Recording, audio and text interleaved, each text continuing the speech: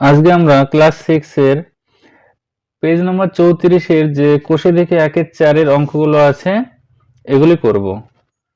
তো প্রথম অঙ্ক আছে, এখানে বলেছে রং করা অংশ দশমিক ভগ্নাংশে প্রকাশ করি।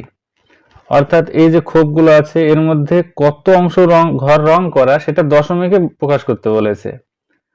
আমি যদি খোপগুলো গুনি যে কটা খোপ আছে, 1টা 2টো 3টে 4টে 5টা 6টা 7টা 8টা 9টা 10টা, তাহলে কটা ঘর আছে? 10টা।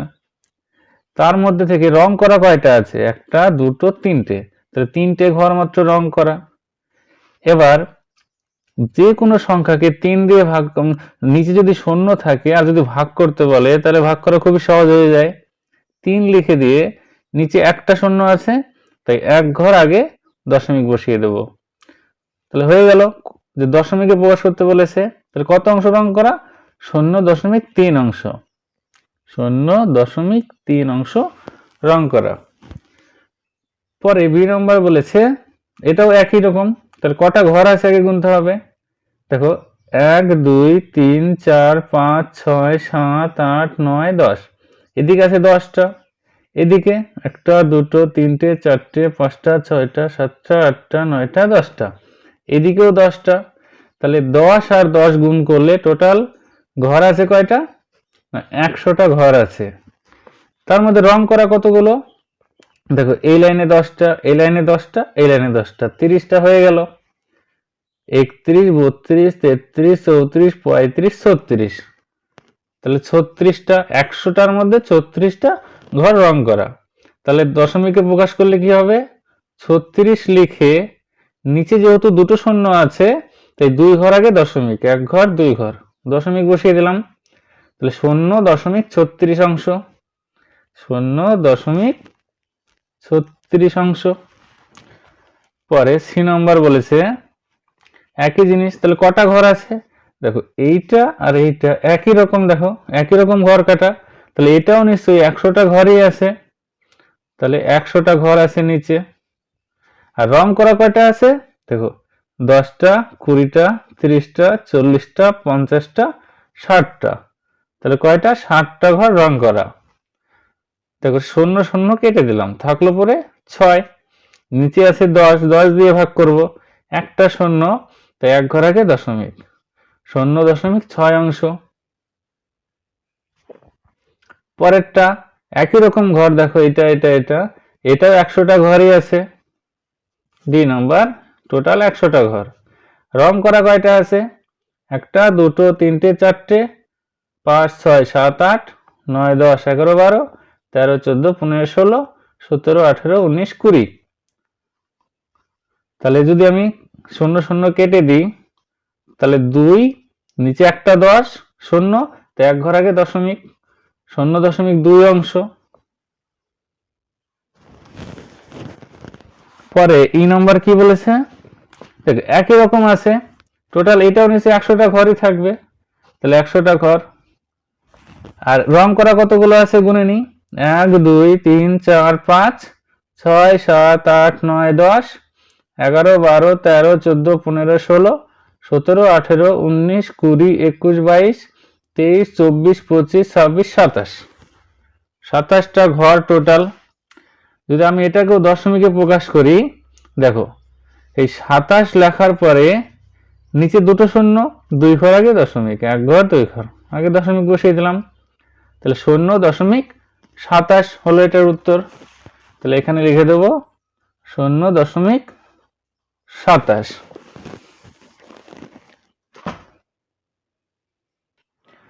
পরের অঙ্কটি দেখো 2 এর বলেছে এখানে যা ঘর আছে এর 0.15 অংশ সবুজ রং করি এবং 0.53 অংশ হলুদ রং করি, মোট রং কত অংশ দেখি। এবার 0.15, আমি যদি দশমিকটা ভাঙাই 15 উপরে লিখলাম, দশমিকের জন্য একটা 1, দুটো সংখ্যা আছে দুটো শূন্য, অর্থাৎ 100 ভাগের 15 ভাগ। তারপরে আছে 0.53, এটাকেও যদি আমি দশমিকে ভাঙাই, উপরে যাবে 53 আর নিচে দশমিকের জন্য একটা 1, দুটো সংখ্যা দুটো শূন্য, দেখো 100 ভাগের 15 ভাগ, 100 ভাগের 53 ভাগ। এই 100 ভাগের 15 ভাগ সবুজ রং দিতে বলেছে।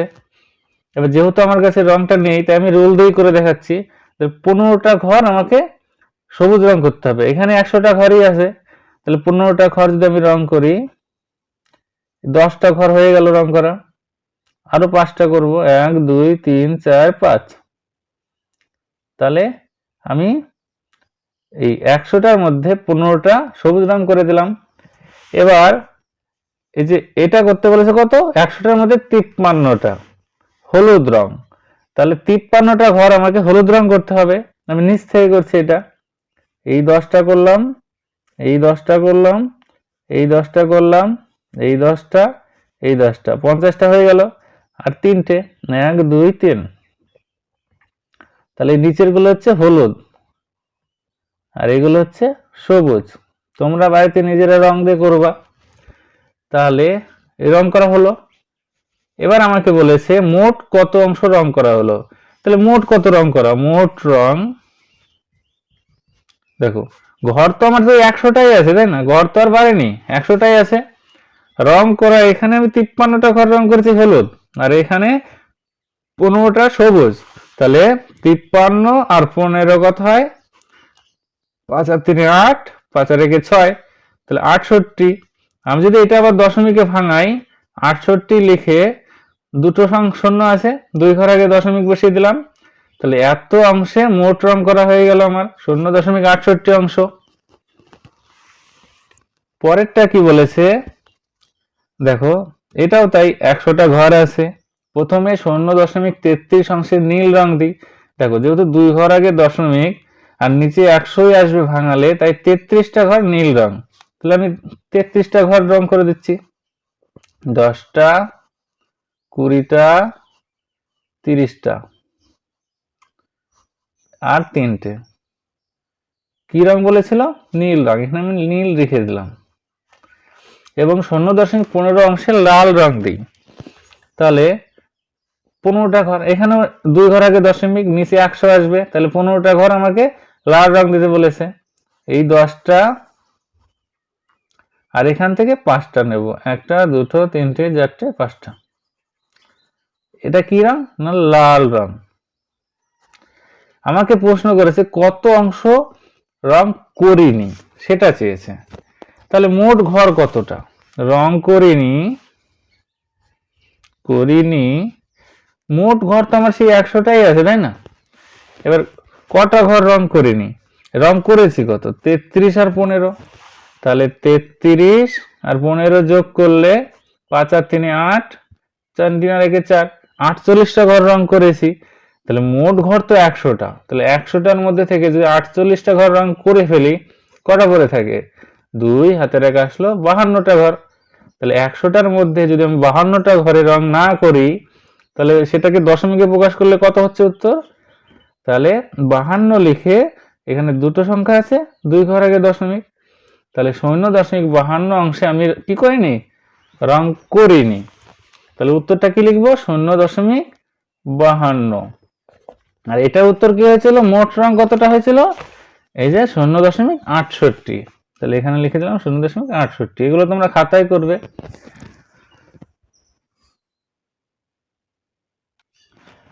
পরে দেখো 3 দাগের প্রশ্নগুলো বলেছে নিচের সংখ্যাগুলির স্থানীয় মানের টেবিল তৈরি করে লিখি ও কথায় লিখি। অর্থাৎ এই যে সংখ্যাগুলো, এগুলোকে আগে স্থানীয় মানে টেবিল তৈরি করে সাজাতে হবে, তারপরে কথায় লিখতে হবে। দেখো আমি প্রথমেরটা করে নিচ্ছি, 3 এ 27.9। আমি যদি স্থানীয় মানে ভাঙি তাহলে কি হবে, প্রথমে দশমিকের আগে আছে 27, 27কে ভাঙলে 20 যোগ 7, 27 হয়ে গেল।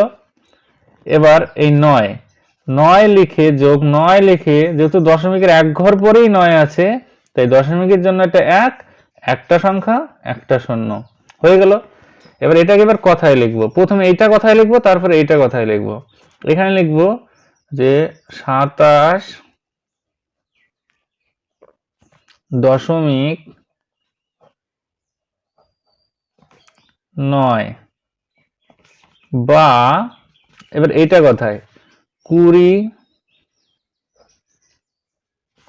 তারপরে আছে 7, এটা 9, নিচে 10 আছে তাই লিখবো 9 দশাংশ, দশাংশ। পরে বি নম্বর দাগের অঙ্ক বলেছে 1.28, 1.28। দেখো দশমিকের আগে একই আছে, তাহলে 1 যোগ 2 লিখে 2 দশমিকের 1 ঘর পরে, তাহলে দশমিকের জন্য এটা 1 আর একটা সংখ্যা পরে তাই একটা শূন্য, যোগ 8 উপরে লিখে দশমিকের জন্য এটা 1, দুটো সংখ্যা আছে দুটো শূন্য, তাহলে এটা কি লিখবো যে 1.28, সরি 8 তাহলে বর্ষ। আর এটা কি হবে, বা 1 তারপরে 2 দশাংশ, নিচে 10 আছে তাই 2 দশাংশ, দশাংশ, তারপরে 8, নিচে যেহেতু 100 আছে তাই হবে শতাংশ, শতাংশ। এটাকে আমি দাগ দিয়ে দিচ্ছি, সুবিধা হবে, একটা হয়ে যাবে একটা দাগ দিয়ে দেবো। তারপরে সি নম্বর বলেছে 65.134, তাহলে 65.134, দশমিকের আগে 65, যদি ভাঙাই কত হবে 60 যোগ 5, তারপরে যোগ 1 দশমিকের 1 ঘর পরে, তাহলে 1 এর নিচে 10, 3 দশমিকের 2 ঘর পরে, তাহলে 3 এর নিচে 100, 4 দশমিকের 3 ঘর পরে, তাহলে 4 এর নিচে 1000। এবার কথায় লিখবো এখানে 65.134, তাহলে 65.134, বা এবার এইটা 60, তারপরে আছে 5, তারপরে আছে 1 দশাংশ, 1 দশাংশ, 3 শতাংশ, নিচে 100 থাকলে শতাংশ, 1000 থাকলে সহস্রাংশ, তাহলে 3 শতাংশ, 4 এর নিচে 1000 তাই লিখবো 4 সহস্রাংশ, সহস্রাংশ। তাহলে সি নম্বর হয়ে গেল। এরপরে ডি নম্বর বলেছে 42.009, তাহলে 42.009, দেখো এটা একক এটা দশক, দশকের ঘরে 4, তাহলে 40 যোগ 2 এককের ঘরে আছে 2, যোগ এখানে শূন্যগুলো আর লেখার দরকার নেই, শুধু 9, তাহলে 9 নিচে 9টা দেখো দশমিকের 3 ঘর পরে আছে, তাহলে 1 এর নিচে 1 এর পিঠে কয়টা শূন্য হবে 3টে শূন্য। এবার কথায় লিখবো, তাহলে এখানে লিখবো 42.009 বা 40, তারপরে 2, তারপরে 9, নিচে 1000, আর 1000 থাকলে কি বসে সহস্রাংশ, সহস্রাংশ, সহস্রাংশ। এটা হয়ে গেল। তারপরে ই নাম্বার বলেছে 38.205, ই নাম্বার 38.205, এটাকে বাঙালি কি হবে 30 যোগ 8, 38, আর এখানে 2 দশমিকের 1 ঘর পরে, তাহলে 2 এর নিচে 10 বসবে, শূন্য লেখার প্রয়োজন নেই, তারপরে আছে 5 লিখে 5টা দশমিকের 3 ঘর পরে, তাহলে 1 এর পিঠে 3টে শূন্য। এবার কথায় লিখব, তাহলে 38 দশমিক 205 বা 38.2 নিচে 1000 আছে, তাহলে সহস্রাংশ।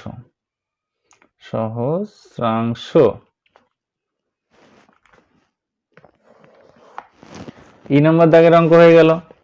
এরপরে এফ নাম্বার বলেছে 4003.08, তাহলে 4003.08 ভাঙালে কি হবে? 4000, আমি এদিকেও একটা দাগ দিয়ে দিচ্ছি, 4000 যোগ 3 যোগ শূন্য লেখার প্রয়োজন নেই, 8, তাহলে 8 লিখে 8টা দশমিকের 2 ঘর পরে, তাহলে 1 এর পিঠে দুটো শূন্য। এবার এই দুটোকে কথায় লিখবো, এখানে হচ্ছে 4003.8, তাহলে 4003.08 বা এটা কত? 4000, তাহলে 4003, 8 এর নিচে 100 আছে, তাহলে 8%।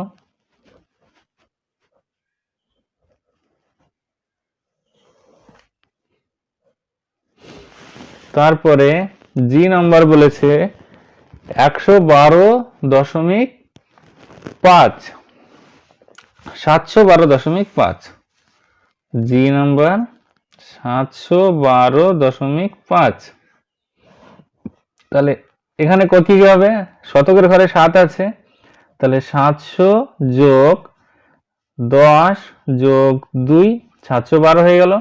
আর এটা 5 দশমিকের 1 ঘর পরে, তার নিচে একটা 10। এবার কথায় লিখলে এখানে লিখবো 712.5 বা 710, 2 আর 5, নিচে 10 আছে তাই দশাংশ। তারপরে 8 নম্বর দাগের অঙ্ক বলেছে 45.06, 8 নম্বর 45.06, তাহলে 40 যোগ 5, শূন্যর কোনো প্রয়োজন নেই, তারপরে 6 আছে দশমিকের 2 ঘর পরে, তাহলে 1 লিখে 2 ঘর পরে শূন্য হয়ে গেল। তাহলে 45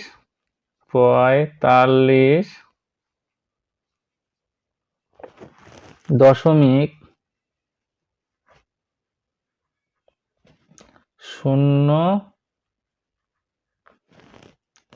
06